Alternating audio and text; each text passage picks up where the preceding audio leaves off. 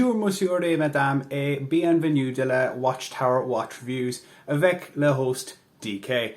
Why am I absolutely butchering my French that I've learnt in school? Well, because we have a French watch on the channel this week. Now, this watch is the Yema Superman Maxi Dial 2, I believe it's called. I'll correct that in the description down below if needs be. I did not buy this watch. This watch came to me very kindly as a loan watch from a good friend of mine, Paul, at Time in the UK. His channel is linked down below, of course. He was very kind enough when he bought this watch to send it around to our group for review and to see what we thought of it and to have a little bit of fun with it. Paul, thanks very much for that. It is much appreciated.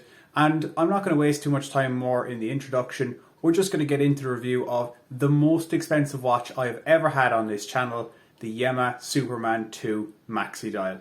Let's get to it, guys. So before we get into this review quickly, I'm just going to show you what I've got on at the moment. To contrast this, my Bernie homage of the Mundane Swiss Railways watch that I have on AliExpress, about 45 quid. Couldn't be any more different to this Yema. Just before everyone gets a shock, this one costs just under €1,000. However, it does come in this really nice leather case. You'd know it's a French watch by that red, white and blue strap, or tag I should say. You do get a 2-year warranty with this. You get a little spare links pouch here. So I have the spare links for this one inside. I have this warranty card, or Paul should have this warranty card I should say. Leather warranty card as well, 2 years warranty, signed and dated as well. Very, very different from the usual fare of the AliExpress ones that I have. But of course, we don't really care about the warranty for the purpose of the review, and we don't care about spare links, we care about the watch. So dimensions on this one are as follows. We have a diameter of 39mm. You can get this in 39 or 41 actually. 44.2mm at that signed crown just there. Lug tip to lug tip, you're looking at 48.2mm. However, with those protruding end links, you can see there, male end links, it sticks out and it's coming in at about 53.5, 53.6mm. Lug width is 20mm, tapering down to 17.8 and back up at the clasp to 19.5mm, and it is a signed clasp. Thickness 12.3mm. Weight, all links 158 grams. 15 links, 5 links removed I should say, 143 grams set up for my 7-inch wrist. So nice and light without being excessively light and feeling flimsy. So specs on this one, well it is of course stainless steel and specifically 316L stainless steel all round on that case, crown, bezel, bracelet and the clasp. It is all brushed bar that signed crown as well. You can see there a little bit of polish on that just to make it stand out. You can see there it is nicely brushed as well. In fairness, they've done a good job with the brushing. It doesn't have too much of a shine like a polish does, but it has enough of a brush on it to just give it a little bit of a shine without it looking dull. Some brushed watches do look dull. Flat sapphire crystal, AR coated but no distortion because it is completely flat. You can see there aiding in that legibility from pretty much every angle. The bezel is 120 clicks and it is absolutely buttery smooth.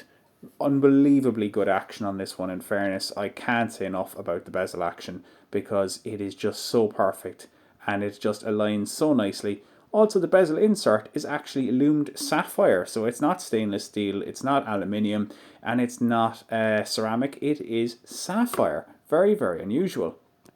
The bracelet, as I did say, is brushed and it's this oyster style. However, it is one solid link. They are not 3 individual pieces. Also, this bracelet is push pin, not screw pin. Bit unusual at the price range. I would have said that maybe screw pins would be more appropriate for a €1,000 watch, but look, that's just me. They are very, very good solid links though, and of course solid end links as well. You do get that signed milled clasp as I specified with 4 levels of micro adjust. I'll just take off my glove there so we can pop this open. So there we go, you can see that Yema Y on that. Properly milled, signed as well on the inside as well, and I think it says Fabrique en France, so made in France, 4 micro adjusts. Not only that, you do also get a proper diver's extension. Very, very good in fairness. Can't say too many things wrong with the bracelet on this one. Excellently spec'd. This is of course a dive watch, and in terms of dive watch resistance, you have got a signed screw down crown. You can see there with the Yema Y on it. It's actually quite a nice Y. I like the sign on this, and also signed on the back of that screw down case back. This one has 300 meters of water resistance. It has the logo, you can see there, 30 bar, France, ACA, and Superman, and the logo of course. Really, really nice as well. I like that kind of not military, sorry, I should say. It looks like a medieval, that's the word I'm looking for, logo. The movement inside is an MBP 1000. It hacks, it hand winds. It is high beat, so 28,800 vibrations per hour. Pull it out once, you can hand wind it. Pull it out a second time, of course, and I always do that. I always wind it the wrong way to adjust the date. And pull it out a third time to stop that second hand there. And you can adjust the time as you can with any other hacking and hand winding watch. So it is a printed logo and printed indices on this one, but there is a reason for that printing, which we'll get to later on.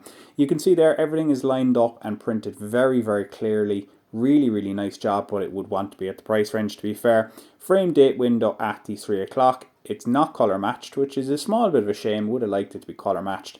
Automatic and 990 feet above the 6 o'clock indice there, with France down there just to remind you where it was made. You can see there that arrow, tipped minute hand, and a simple fence post hour hand, and a little splash of colour as well to break it up on the second hand with that little red dot. It's really, really nicely printed, and it looks so well, in fairness. This is a watch that I had no problem at all in telling what time it was. Excellent legibility on this one in any condition at all. Well, I did say it's legible in all conditions. How about the dark? Absolutely. This is incredible lume. The only thing that's beaten this so far that I can think of is the Wicked Watch Pearl Diver that we had on, and that had casted lume. I'm not sure if this is casted lume or if it's printed on indices, but either way, this Swiss C3 Super Luminova is really legible throughout the night. This is 15 minutes of footage sped up after about a minute and a half of UV light from my torch. It is incredible. It's very legible. I wore it to bed a couple of times, and no matter what time I woke up at, it was just perfectly legible. And here it is out on my 7-inch wrist in some sunlight. You can see there that brushed steel picking up a little bit of shine, but nothing excessive. Really, really nice profile on wrist as well.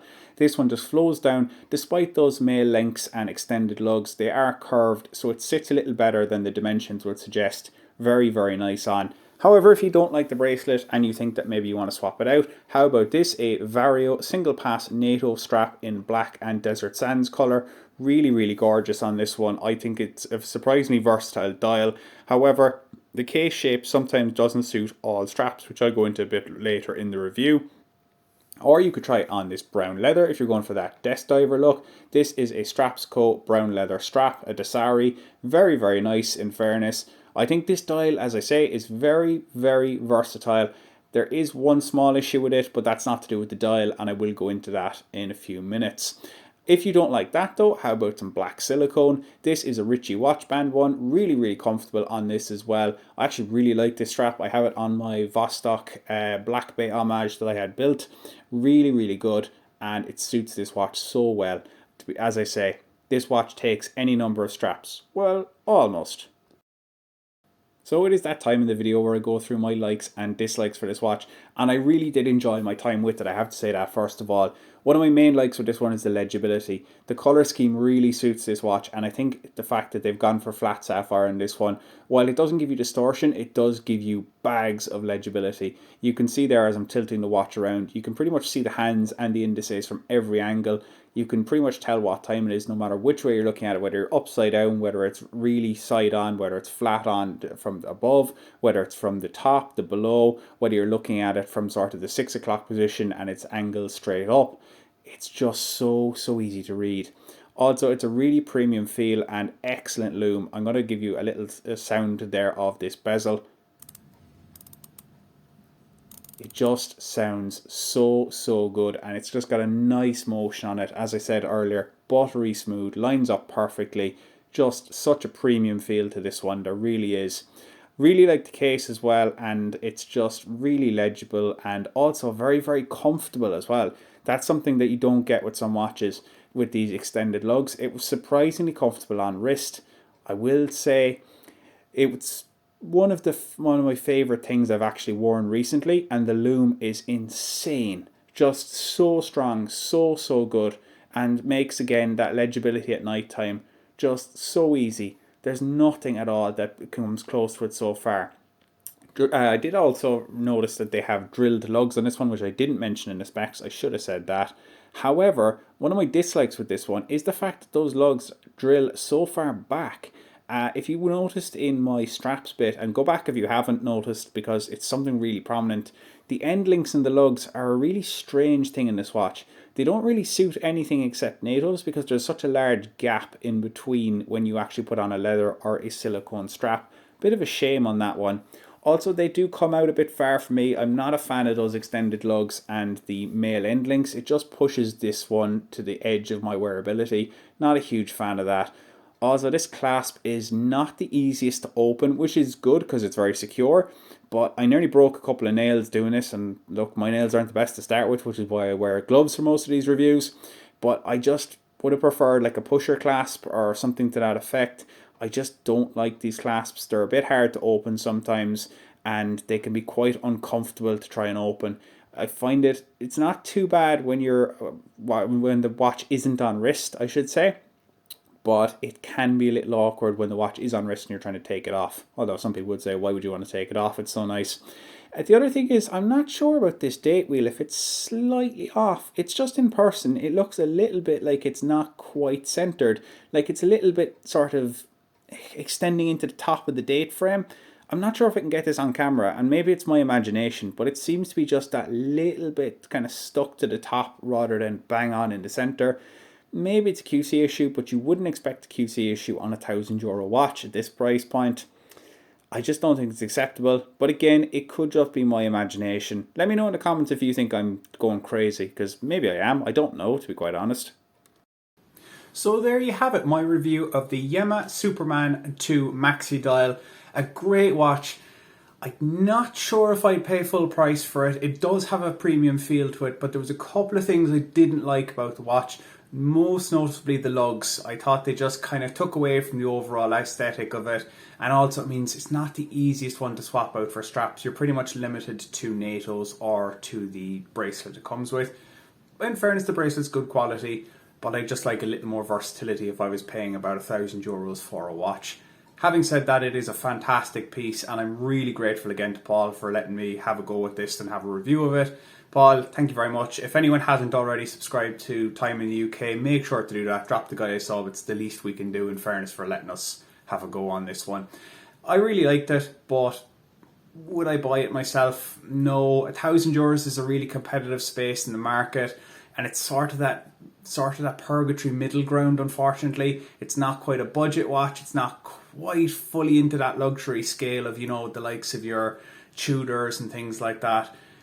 Just kind of feels like a middle ground, and you'd be settling, unfortunately, for me. But I did enjoy my time with it, and I do appreciate it, Paul. Guys, thank you very much for watching the review. If you've been interested in this, make sure to like it. Comment what you thought was good about the review, maybe something you thought I should have covered in the review itself. And also drop a subscribe if you haven't already. We're now at 500 subscribers plus, so it really is impressive, and thank you very much. I have been your host, DK. This has been the Watchtower Watch Views, and I will see you guys next time.